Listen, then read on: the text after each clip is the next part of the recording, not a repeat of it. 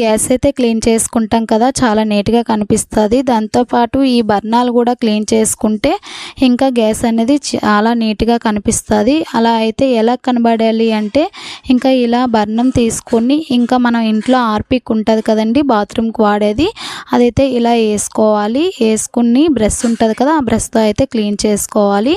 Harpic అయితే చాలామందికి పడదు, స్కిన్ గట ఎలర్జీ వస్తుంది. అలాంటప్పుడు ఇలా కవర్ పెట్టుకొని చేతికి ఇలా క్లీన్ చేసుకోవాలి. చాలా సాఫ్ట్గా క్లీన్ చేసుకోవచ్చండి, అసలైతే ఎక్కువ శ్రమ పడే అవసరం లేదు.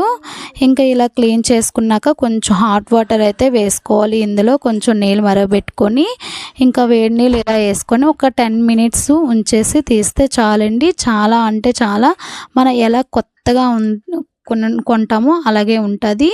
ఇంకా చాలా బాగా వచ్చేసింది కదా. నేను చూడండి, ఒకటి క్లీన్ చేశాను, ఒకటి క్లీన్ చేయకుండా చూపిస్తున్నాను, తేడా తెలిసింది కదా.